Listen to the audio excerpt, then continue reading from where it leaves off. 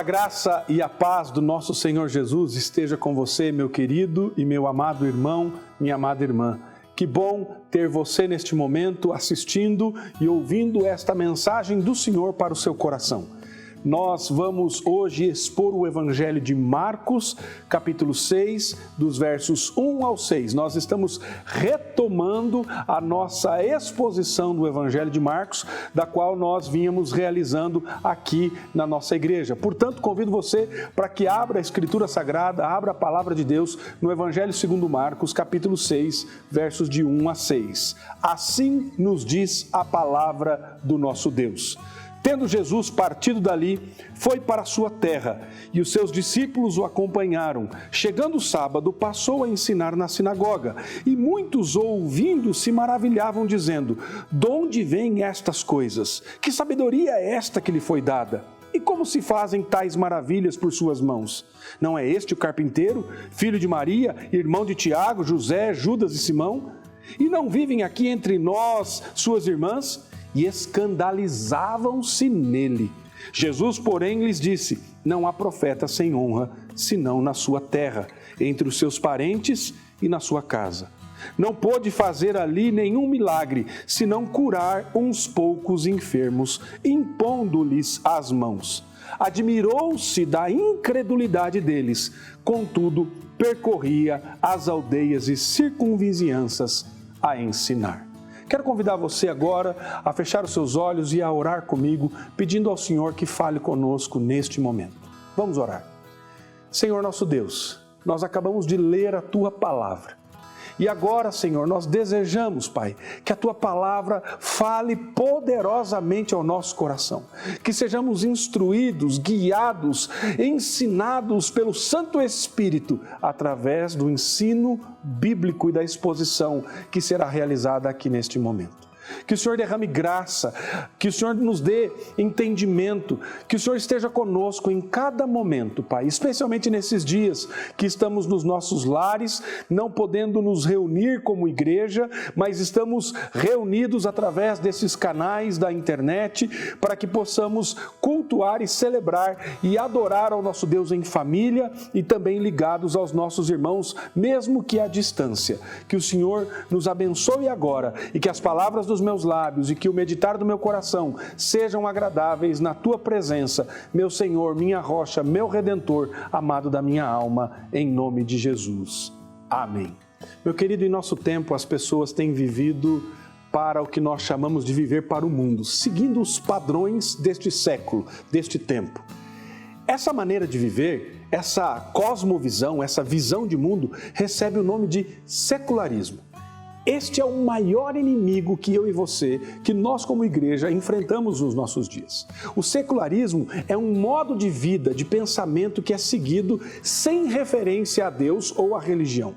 A raiz latina seculum referia-se a uma geração ou uma era secular que veio a significar pertencente a esta era mundana.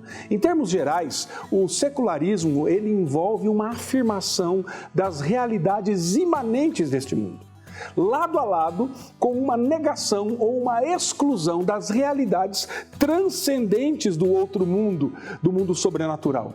É uma cosmovisão, é um estilo de vida que se inclina para o profano, mais do que para o sagrado. O natural, mais do que o sobrenatural. Então, o secularismo é uma abordagem não religiosa da vida individual e da vida social. Nós temos visto o colapso de estruturas tradicionais, principalmente da família, e tem infelizmente afetado a própria igreja. Valores morais têm sido substituídos por desejos imorais e cada vez mais são vistos pela sociedade geral como coisas normais, como coisas naturais. E essa inclinação para o profano, em vez do sagrado, tem contaminado, queridos, a igreja do Senhor Jesus. Cada vez mais nós vemos isso de maneira abrangente, enfraquecendo aquela que deveria transmitir a mensagem da verdade. A própria verdade, de acordo com a cosmovisão secular, que é relativa, que não tem uma verdade absoluta. Então, o baluarte da verdade tem sido mortalmente afetado pela corrosão de um modo de vida, uma cosmovisão distante de Deus. Nós vivemos, queridos, tempos difíceis. E essa secularização, ela tem meio que nos anestesiado a cada dia que passa. Somos cada vez mais influenciados por esse sistema de pensamento e começamos apenas a ficar agora familiarizado com as coisas de Deus. E assim as coisas de Deus parece que passam a não ter mais impacto real na minha vida, na sua vida diária. Isso tem acontecido com você, querido? Será que nós estamos nos acostumando com as coisas de Deus? Será que isso nos influencia? Se nos influencia, nós começamos a ficar, quem sabe, mais conectados com as coisas seculares e a nossa tendência tem sido cada vez mais racionalizar as coisas de Deus, o sobrenatural. Será que nós fazemos essa separação quando nós deveríamos ser guiados pelo sobrenatural, pela ação de Deus o tempo todo? Assim, queridos, é fundamental lembrarmos do propósito da nossa criação. E é sobre isso que eu gostaria de falar com você hoje. Eu e você somos chamados para adoração.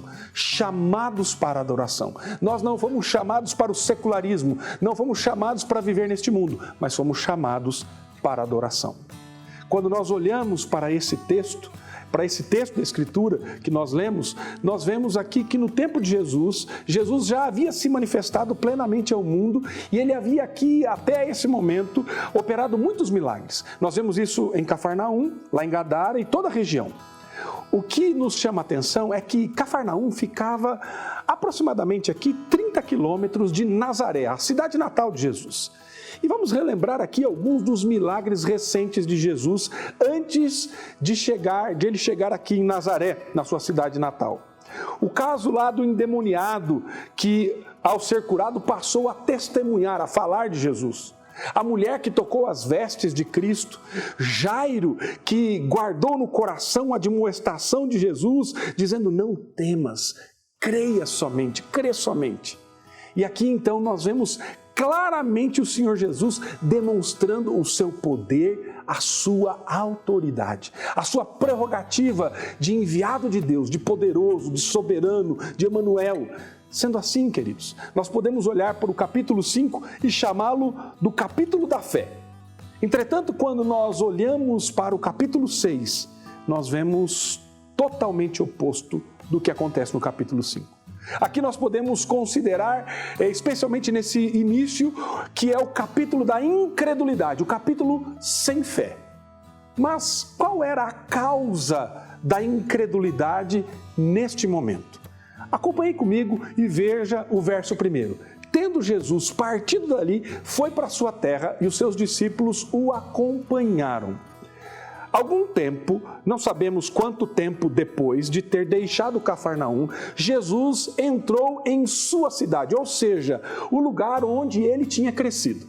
E basicamente a palavra aqui usada no original e traduzida aqui como terra, significando a terra do seu pai, indica o local onde ele foi criado. Mesmo tendo nascido em Belém e durante uma grande parte do seu ministério público ter sido a sua sede lá em Cafarnaum, ter vivido em Cafarnaum, Jesus permaneceu sendo de Nazaré. Então nós caminhamos para o verso 2 e o verso 2 nos diz o seguinte, que chegando o sábado passou a ensinar na sinagoga e muitos ouvindo se maravilhavam dizendo: de onde vem a este estas coisas? Que sabedoria é esta que lhe foi dada? E como se fazem tais maravilhas por suas mãos? Jesus vai até a sinagoga de Nazaré e ali então ele passa a ensinar a Escritura. Em Lucas capítulo 4, verso 17, nós vemos que ele leu Isaías 61, mostrando que o Espírito viria sobre o ungido de Deus, que proclamaria boas novas para os pobres, libertação para os cativos, vista para os cegos e anunciaria o ano aceitável do Senhor. Depois que ele terminou de ler esta passagem em Lucas, que nós vemos registrado em Lucas no capítulo 4, verso 21, Jesus disse que hoje se cumpriu a Escritura que acabais de ouvir. Ele estava nada mais, nada menos, afirmando que nele, que no seu ministério, a promessa de Isaías estava se cumprindo. Como Marcos mostra, a primeira reação do povo foi favorável quando escuta Jesus. Jesus havia falado com tal convicção interior, com novidade, com autoridade, com graciosidade, que os seus antigos conhecidos ficaram admirados. No entanto, essa reação favorável ao que Jesus tinha falado não durou muito tempo. O entusiasmo começou então a dar lugar a um criticismo negativo. Ora, as palavras eram de fato maravilhosas, mas vindas dele, de Jesus, este aí, como isso era possível? Onde aquele homem aprendeu a falar assim? Alguém poderia dizer assim, esse Jesus foi meu colega, eu tinha aprendido as mesmas coisas que ele na escola. Agora, nós vemos esse homem, estas coisas que ele está fazendo, as coisas que ele fala, parece que as coisas não se encaixam entre ele e o que ele fala. E além do mais, o que dizer dos milagres, das obras poderosas que todos comentavam terem sido realizadas pelas suas mãos, ou seja, por intermédio dele?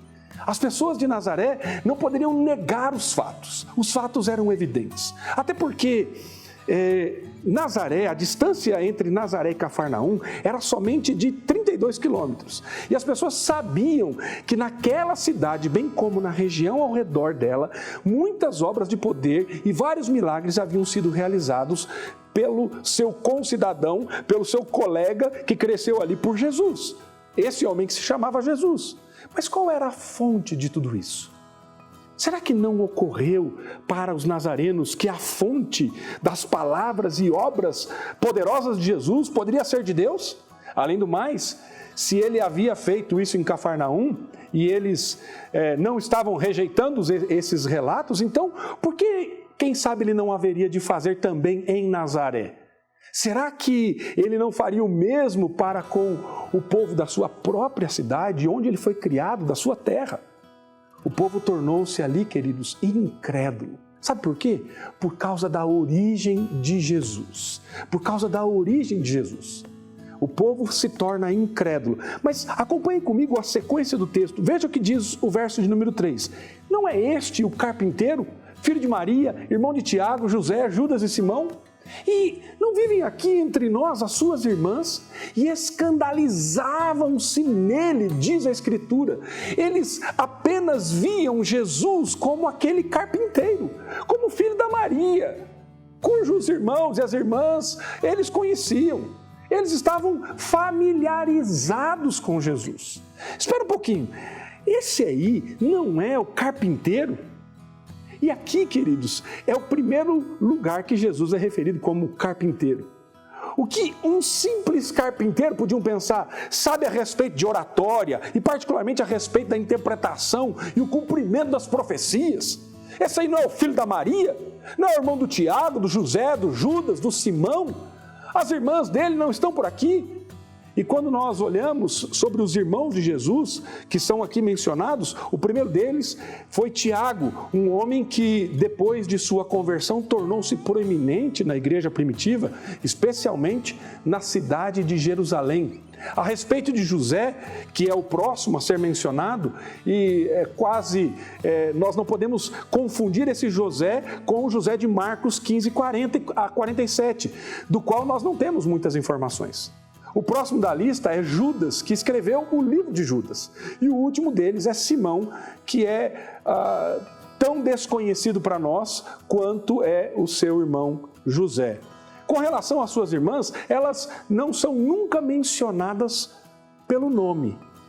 Mas nós vemos aqui, queridos, que essa familiaridade com Jesus traz algo muito terrível, que é o desrespeito. Ou seja, o fato de que as pessoas de Nazaré conheciam já por muitos anos a família de Jesus, levou eles a olharem para Jesus com descaso.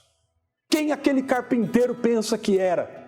Quem ele pensa que é? E diz o texto que escandalizavam-se nele. Isto é, permitiram ser apanhados na armadilha do pecado de serem rejeitados por ele. Foram totalmente incrédulos em reconhecer quem era Jesus. Sabe, queridos, nós corremos um grande perigo. o de ficarmos familiarizados com as coisas de Deus, com o sagrado. A familiaridade com as coisas de Deus produziu aqui preconceito, gerou incredulidade. Nada é mais perigoso para a alma do que se acostumar com o sagrado, meu querido. Eles aqui pensaram que o conheciam, mas os seus olhos estavam cegos pela incredulidade deles. Outra implicação da incredulidade é a racionalização, é a negação da sobrenaturalidade. É o perigo do conhecimento separado da fé. O povo de Nazaré reconhecia que Jesus fazia coisas extraordinárias e que ele tinha uma sabedoria que era totalmente sobre-humana. E eles fizeram aqui 3 perguntas. A primeira, de onde vêm a ele estas coisas? De onde vêm a ele estas coisas? A segunda, que sabedoria é esta que lhe é dada? Que sabedoria é esta que lhe é dada? E a terceira, e como se fazem tais maravilhas por suas mãos? Como se fazem tais maravilhas por suas mãos? A racionalização pelo conhecimento que tinham não deixou com que olhassem com os olhos da fé para crer no Filho de Deus, o ungido do Senhor, e assim eles o rejeitaram. A minha pergunta a você, querido, é: você acredita de fato que Jesus Cristo é o Filho de Deus, o Deus conosco, o Emanuel, encarnado, que veio para nos redimir e restaurar a nossa relação com Deus e a criação após a queda do homem? Você crê nisso, querido? Você, no tempo que nós estamos vivendo, de fato confia e descansa no nosso Deus soberano? Para confiarmos, nós precisamos olhar para o mundo e tudo que vivemos com as lentes da fé, com os óculos da Escritura. Isso é diferente, querido, de vermos como nós sentimos. Essa fé, para vermos na perspectiva correta, só vem através da palavra de Deus. Apenas nas Escrituras vamos encontrar esta visão correta, adequada do relacionamento com Deus, do nosso envolvimento com Ele e o envolvimento de Deus na nossa vida, só através da Escritura. Proximidade não é suficiente, meu amado. Não adianta você estar próximo das coisas de Deus. Agora nós estamos distante da casa do Senhor, do culto. Para que confiamos em Deus e vençamos a incredulidade, precisamos conhecê-lo de maneira íntima e pessoal. Por isso, se devote ao Senhor. Somente quando nos lançarmos diante dele é que iremos conhecê-lo de fato e confiar nele e vencer a nossa incredulidade. Mas o texto segue, no verso 4, diz assim: Jesus, porém, lhes disse: não há profeta sem honra senão na sua terra, entre os seus parentes e na sua casa. Jesus disse que um profeta não tem honra em sua própria terra, não tem honra em sua própria casa. As pessoas que conheciam a Jesus não creram nele. Sua cidade natal, sua terra, o povo da sua terra não creu nele. Os líderes religiosos não creram nele. Sabe por quê, querido? Porque a familiaridade, em vez de gerar fé, produziu incredulidade. Jesus deixa claro que era um profeta e que deveria ser honrado, o que não acontece aqui em Nazaré. A incredulidade, ela gera consequências nessa cidade. Olha só o que diz o verso de número 5. Não pôde fazer ali nenhum milagre, senão curar uns poucos enfermos, impondo-lhes as mãos. Os habitantes de Nazaré rejeitaram a Jesus. E nesse aspecto eles foram piores do que os gerazenos, lá no capítulo 5, verso 17. Porque os nazarenos haviam recebido muito mais luz e muito mais privilégios. Mas eles não se aglomeraram ao redor do mestre numa grande multidão para serem curados, nem lhe trouxeram seus doentes em grande número para serem libertos.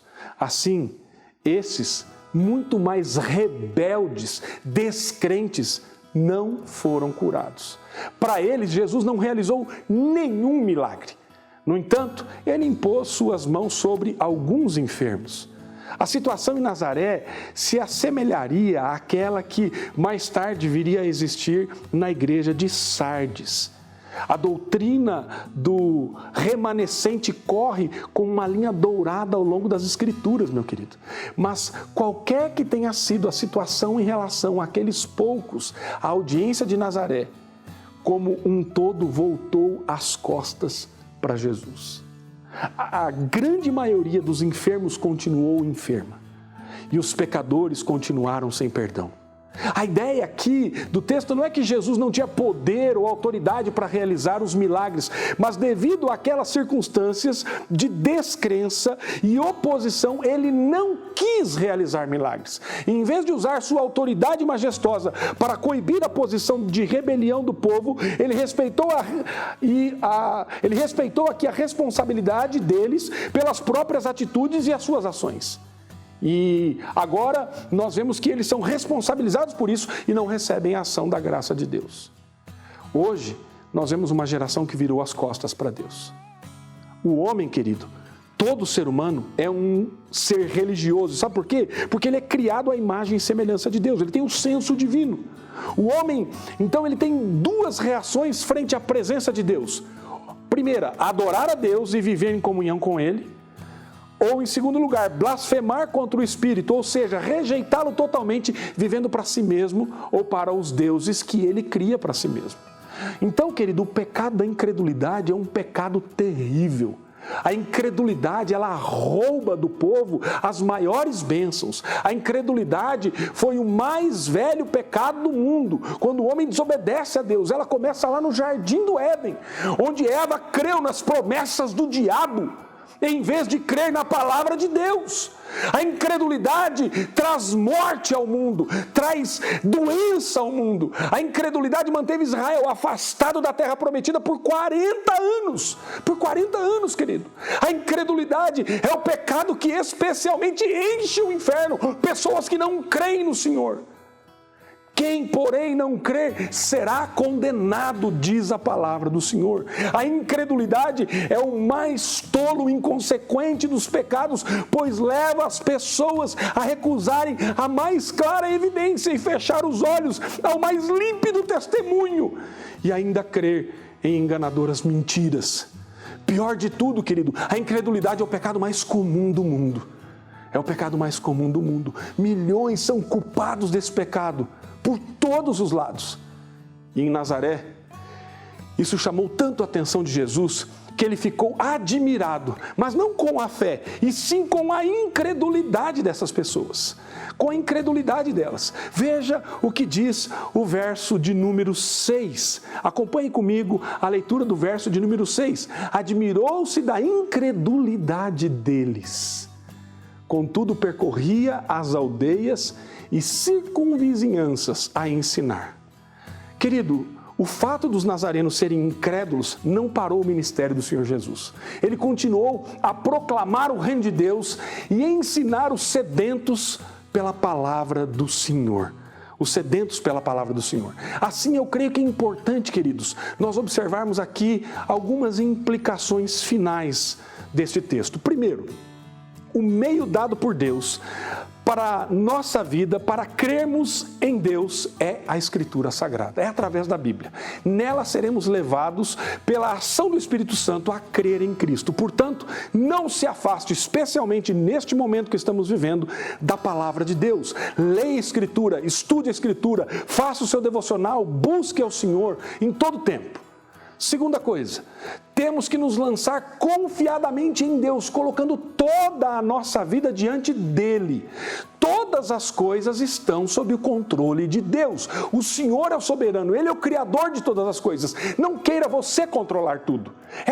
Esse não é o seu papel, esse não é o meu papel. Esse é o papel de Deus, do nosso Senhor. Portanto, confie nele.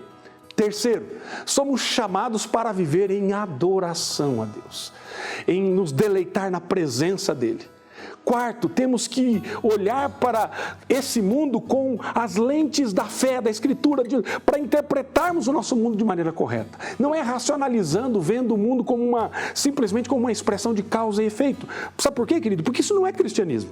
Isso é naturalismo. E nós não podemos viver crendo em Deus e na prática negá-lo.